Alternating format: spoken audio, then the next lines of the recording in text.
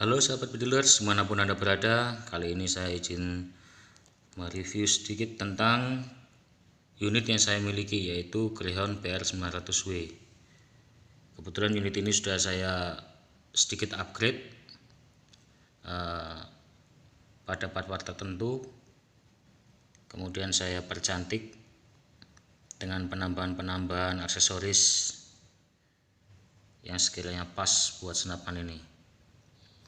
Greyhound PR900W ini yang saya punya ini masih generasi yang pertama ya, masih yang Gen 1.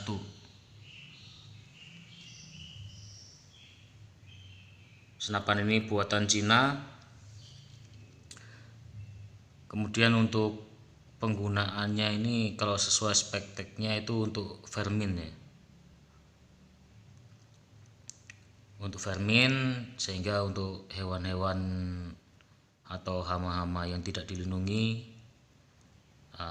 bisa ditembakkan dengan senapan ini. Senapan ini memiliki panjang 95 cm ya dalam kondisi aslinya. 95 cm dengan berat kosong itu 2,4 kg.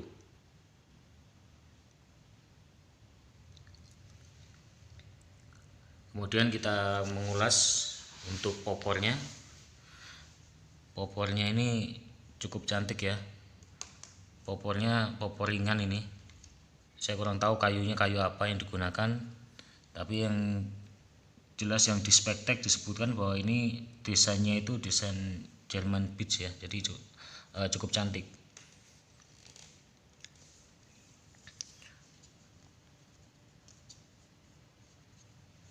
Dan teksturnya pun bentuknya pun kecil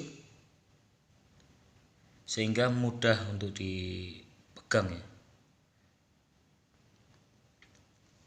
Kemudian pada bagian tabung ya, tabungnya ini OD22. Tabungnya OD22 tanpa sambungan. Ini chambernya chamber tumpuk. Kemudian pengisiannya menggunakan quick fill. Di sini tertulis 20 MPa maximal pressure. MPa itu megapascal ya, kepanjangan dari kepanjangannya adalah megapascal. 1 MPa ini sama dengan 145,037 PSI. Jadi kalau 20 MPa ini maksimalnya pengisian ini 2900 PSI ya, dengan tabung sekecil ini. Namun biasa saya mengisinya hanya di 2500 paling maksimal.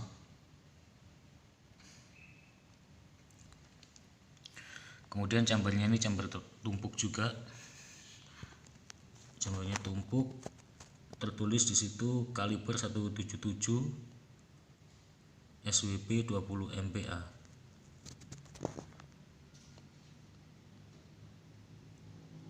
SWP ini S nya ini saya lupa kepanjangannya, kalau WP nya ini water pressure nggak salah. Jadi matching ya, ini kemampuannya dia 20 MPa, tabungnya juga maksimal 20 MPa.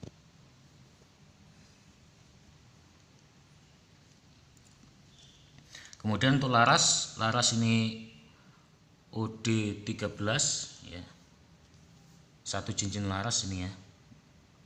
Ini ada perbedaan sedikit tentang Gen 1 ini di cincin laras. Kalau untuk yang Gen 2 yang lama maupun Gen 2 yang terbaru itu dia dua, ini bautnya ada dua. Kemudian di atas ini ada rel ya, tapi rel ini tidak sama dengan rel yang di sini.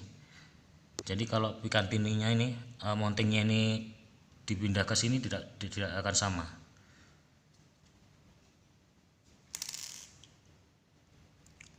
Ini untuk dudukan pisir ya. Ini aslinya saya copot karena tidak cukup apabila dipasangkan teleskop, akan mentok. kecuali kalau teleskopnya pendek mungkin masih bisa terpasang. Kemudian ini untuk cincin ini saya beli waktu itu di Tokopedia. Ini bahan akrilik ya, ini ada 2. Ini untuk memperkuat laras. Ini karena kalau saya lihat ini antara cincin laras dengan chamber ini jaraknya cukup pendek. Jadi mungkin desainernya ini membuat ini tujuannya untuk floating barrel. Tapi untuk generasi pertama ini saya rasa kurang efektif karena perkenaan akan kurang kurang nitik. Terus kemudian saya pasang juga nipple peredam ini, karena yang aslinya untuk Gen 1 ini dia tidak ada drat untuk nipple peredam. Sedangkan Gen 2 yang baru dan Gen 2 yang lama itu sudah ada nipple-nya seperti ini, nipple peredamnya. Tapi tidak bisa diaplikasikan untuk Gen 1 ini ya. Kemudian saya tambahkan peredam OD38. Ini saya tidak tahu, tidak ada mereknya ini. Tapi kalau menurut saya ini bagus, jadi tidak merubah perkenaan. Kalau seumpama ini saya lepas pun tetap sama perkenaannya.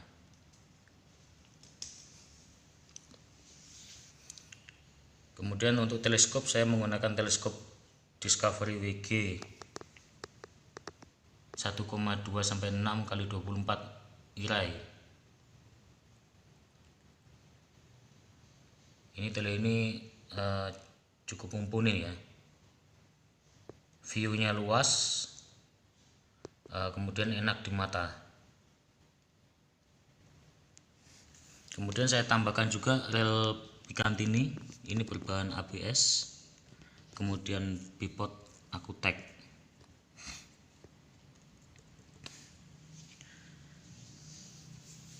Kemudian untuk grendelnya sendiri, ini untuk grendelnya. Ini grendelnya saya rubah dengan yang agak berat karena ini aslinya kecil ya. Ini seperti ini. Ini untuk Gen 1.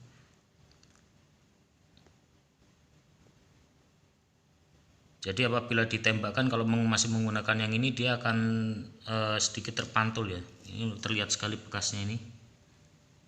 Ada seperti putih-putih ini. Jadi dia apabila ditembakkan, dia akan terpantul sampai ke sini. Nah, sampai ke sini nih. Ya. Jadi angin yang keluar itu tidak maksimal, sehingga saya rubah dengan yang agak berat,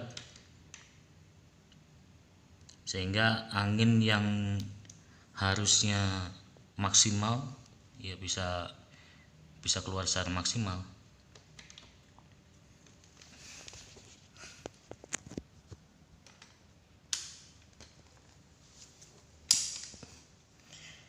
Kemudian untuk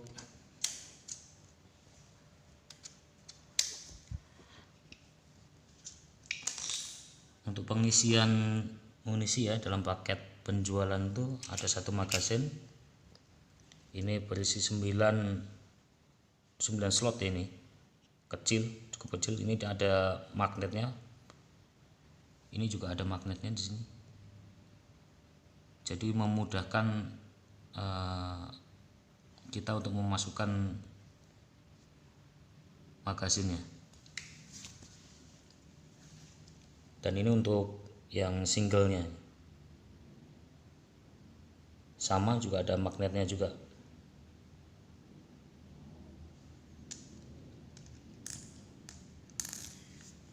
Perbedaan Gen 1 dengan Gen 2 yang lama maupun Gen 2 yang baru keluar ini yang pertama perbedaannya ada di ini ya, grendelnya ini bentuknya kurang lebih kayak gini, tapi entah dia itu kuat atau tidak untuk menahan keluarnya angin. Kemudian perbedaannya lagi ada di cincin laras ini. Cincin laras ini dia ada 2 baut di sini. Kalau gen 1 ini masih 1 dia, yang gen 2 dia 2. Kemudian di ini nempel peredamnya ini dia sudah ada, sedangkan gen 1 tidak ada. Jadi dia tidak ada dratnya untuk gen 1. Sedangkan gen 2 dengan gen 2 yang terbaru, gen 2 yang lama dengan gen 2 yang terbaru itu juga ada perbedaan. Kalau ini manometer masih di bawah ya. Gen 1 dan gen 2 yang lama itu manometer di bawah. Sedangkan yang baru itu kalau saya lihat dia manometernya ada di depan. Pengisiannya tetap sama menggunakan quick fill, tapi dia manometernya sudah ada di depan. Kemudian di dalamnya ini sudah, untuk yang gen 2 yang terbaru sudah ada regulator.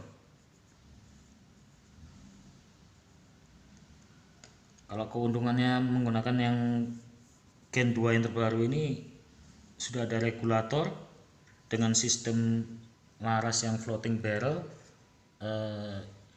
insya Allah stabil ya perkenaannya. Dia angin yang keluar juga stabil, kemudian perkenaannya pun juga saya rasa stabil. Karena floating barrel itu dia harus seimbang, jadi angin yang keluar ketika ditembakkan floating barrel kan akan cenderung goyang, tapi apabila angin yang keluar itu sama, tentunya tidak akan berubah dari perkenaan itu sendiri.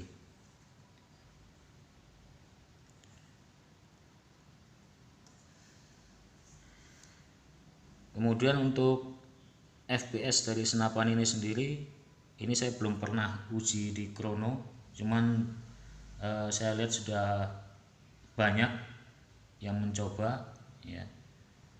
Dia untuk angin yang di atas di atas 2500 atau 2500 itu cenderung turun, masih sekitaran 700 fps. Tapi kemudian di bawah 2200 PSI itu dia naik antara 800 sampai dengan 1000 fps. Namun untuk generasi 2 yang terbaru, untuk yang gen 2 yang terbaru itu dia lebih stabil dia. Dia di 800 fps. Karena ini dia tidak ada sistem regulator di dalamnya untuk yang gen 1 ini, maka saya upgrade yang pertama itu hanya pernya saja sih. Ini per aslinya, ini terlalu empuk ya, sehingga apabila tekanan angin yang di dalam ini besar, dia tidak akan kuat mukul ini. Pemukulnya di dalam ini tidak akan kuat, masih kurang maksimal. Ketika saya ganti per Misumi ya, saya ganti per Misumi yang warna krem, saya merasakan sendiri perbedaannya. Dia mampu, kalau untuk 2500 PSI saya tembakkan tuh dia mampu maksimal. Itu menurut saya karena saya rasakan sendiri. Ini untuk mimis yang saya gunakan ya, mimis jenis Rival Thunder ya, Rival Thunder dengan berat 13,43 grain.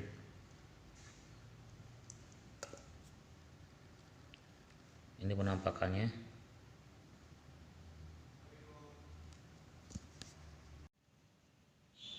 Kemudian ini hasil tembakannya. Ini saya nembaknya di jarak 20 meter nih, kurang lebih 20 meter.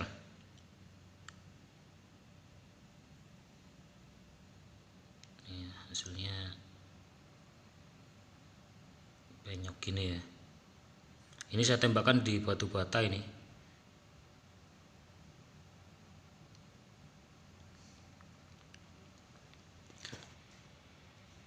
Sekian aja ulasan saya tentang senapan Greyhound PR900W generasi pertama ini. Bagi para bedilers yang mempunyai unit yang sama atau barangkali ingin memiliki, kalau ada yang ingin memiliki, saya sarankan untuk membeli yang Greyhound PR900W Gen 2 yang terbaru, yang keluaran terbaru, karena sudah ada regulator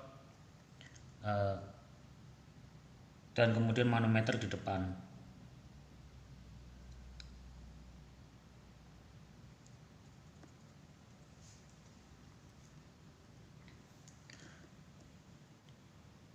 Untuk Greyhound generasi kedua itu yang terbaru, itu saya lihat sudah ada yang jual, itu kalau nggak salah di Strike Shooter, itu ada di Tokopedia.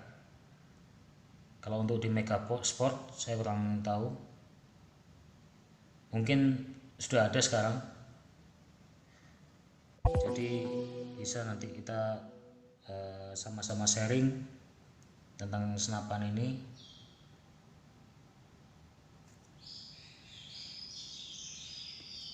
Sekian dari saya,